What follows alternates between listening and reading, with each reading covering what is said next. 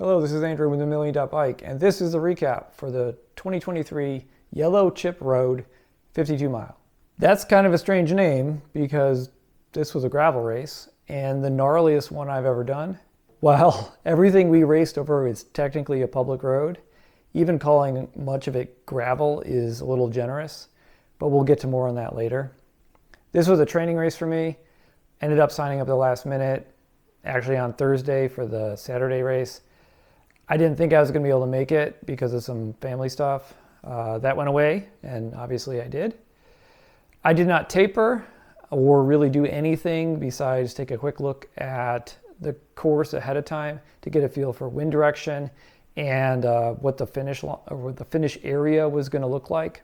The main goal was to get race training load and see if I could tolerate the hydration pack for longer periods of time. Both because the turkey burner is coming, and I need to figure out if doing the 100K is feasible or if I should target the 50. Before getting into all that, we should talk about the organization and surrounding stuff. Pre-race, the level of organization and communication was awesome. The organizer made a point of calling out the dangerous bits on the course, both in email and in the pre-race talk. That was greatly appreciated. Post-race, I have some constructive feedback. Neil, if you see this, please understand that the intent is not to take a dump on what you're doing. I think what you're doing is great. I don't know what all is involved in organizing a race. I know that it's complicated and there isn't a race organization for dummies book. You have to learn a lot of it by feel. Having said that, the post-race stuff was haphazard. I knew there was going to be food somewhere at a local church. I wandered around a bit to try to find it after asking a few of the people that were standing around. They didn't know where it was either. When I eventually found it, they only had stewed pig on offer. I don't eat pigs, so I ended up walking to a gas station, which was also some kind of chicken shack, and getting a family-sized order of French fries and a Gatorade. There isn't a place to get a beer in town. The closest place is 4 miles away. I know this because I asked at the gas station. Some of that is a me problem. I understand that most Americans eat pigs, but there's a large group of people who don't. The why really doesn't matter. Most people also eat baked beans or, some kind of other inoffensive vegetarian option. Having something for us is more inclusive. When I found the food in the church basement, there were only 2 or 3 people there. I'm not actually confident that they had done the ride. The church was also a food bank. Most of the riders were standing around in the parking lot at the park where it started. This is where I spent most of the time I was hanging around afterwards. Having food options there, even if it was just stewed pig, would have created a more welcoming and natural after-race event. It also would have created a better way to celebrate those who ended up on the podium.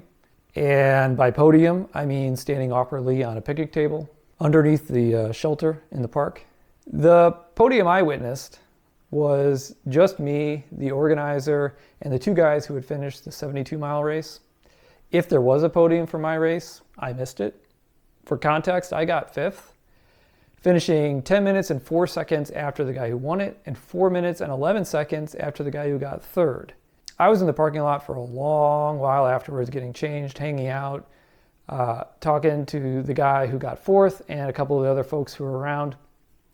The only time I wasn't there is when I went looking for the church, and I ended up with some fries.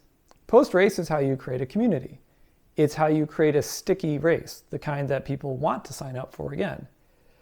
There is a teaching moment here. Just so it doesn't go unsaid, I'm not saying I wouldn't do it again. I'm not saying that at all.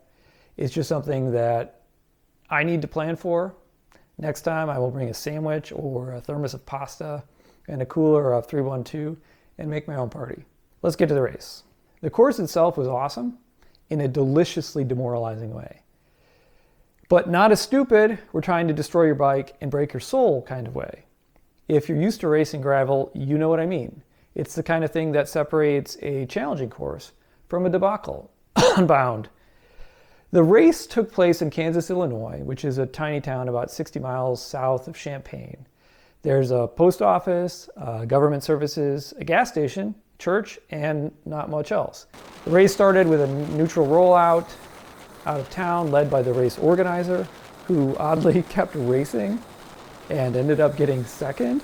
Taking a quick look at the course profile, we can see that there are a couple of early features. This is central Illinois, so there aren't any real climbs available to leverage. They did create the necessary separations though, including when the guy who won it just kind of rode away from the group around 3.5 miles in. When that guy rode away from us, I figured he was either going to win it or blow up spectacularly. With the first one being much more likely given that he had just gone to the front and pegged it as soon as that was an option. I didn't figure it was my job to cover that, which turned out to not be the smartest move because a couple of guys did cover it from behind and I missed their move. I was able to catch back up to them by working with a couple other guys, but by the time we caught them, the guy who won the race had dropped them. So while I would have liked to have read the situation correctly, nothing happened that wasn't going to happen. With just 5 of us left, going into a tough headwind, riding on peanut butter gravel, we spent the next few miles working together. I was trying to spend some time in the front early in, pulling at a decent pace so that later, when it was time for me to sit in, hopefully they would remember that. Every so often, we would end up on something that was called a road, but it was closer to tracks through a grass field. Unfortunately, I was at the back, so there was a lot of rubber banding going on. That made it hard to pace the section evenly. This is where we got whittled down to 4, and then I got popped. Had I known that we were almost done with the section, I probably would have put in the extra effort to stick with them. But this was only 8.8 miles into the 52. It was going to be a long day if we kept riding at that pace. When we exited, I wasn't quite ready to give up on the race. So I went into TT mode and I caught them a little over a mile later. It was time to sit in for a while. Things went smoothly for the next bit, but remember how I said that the race director did the race and got second? Well, he was in this group, and every so often he would stop to fix a navigation marker. Not always in the best way either. It didn't seem right to attack those opportunities. I wasn't really there to win. I was out there to sharpen the instincts that clearly had gotten quite dull over the last year. So when he stopped to fix one of these, we mostly just soft pedaled and chatted until he caught back on. I might have felt differently if I could have looked into the future, but probably not. Then more of the same. All the gravels, more of the medium to chunky stuff than light.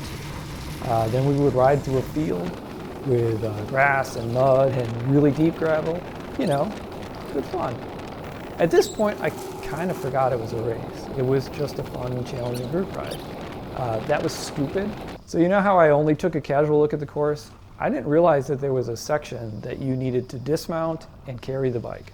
Usually, I'm good to ride over pretty much anything, so I wasn't concerned when the race organizer got off his bike. That wasn't smart. This was not something that could be attempted here. I tried, I had to get off at a less than optimal place, I lost time, and the 2 locals, one of who was the guy who organized the race, attacked here and got away. I tried to get back on, but I never caught them again. The guy who got 4th and I worked together, although mostly him, to try to catch them. I should mention that there was a water crossing. I've never done that before in a race. I rode straight through it. I brought the Linsky after all. Great bike choice, much easier to take apart and clean. The other guy was a little more hesitant, but he was on an S-Works Crux, so I soft pedaled until he got through and caught back up. Not much else happened that was really interesting. Shortly after the water crossing, maybe 2 hours in, my back really started hurting. I figured it was time to start planning to finish solo. Not that my planning would have made a difference. Number 4 was stronger than me, and unless there was a really technical bit at the end, I had noticed that he was a little less comfortable in those situations. I wasn't going to get away from him. To be honest, I wasn't pleased with the way that the race organizer and his teammate had attacked the CX section after we waited for him each time he fixed a navigation sign. I know it's a race, but we didn't attack him and we could have. So knowing that there weren't any super technical bits coming up, I burned the few matches I had to put number 4 into the best position to catch them. He did, but then got caught out in a tactical lapse and ended up getting 4th. I rode the last 13 miles mostly upright or standing, just trying to keep the power over 200 watts. I didn't quite hit that target. Overall, great race. It was really fun, and I loved being out there, even though the weather could have been slightly better. So what did I learn? The main thing is that I need to keep focusing on knowing when to quit. That's hard for me. My back is still unhappy with me a few days later. It almost certainly would have been worse if I had tried to ignore what was going on for longer and pushed through to the end. I probably should have listened to my body sooner, but that's hard for me. The next thing is that my racing skills have gotten really dull. There were so many places that I made the wrong call. I didn't see the situation developing and had to burn matches that I probably wouldn't have had to burn if my skills were sharper. Being reminded of that gap was a goal for this race. So, mission accomplished, at least partially. I need a lot more practice. Lastly, I need to remember to drink. Or put another way, I made a nutrition plan and then I didn't follow it.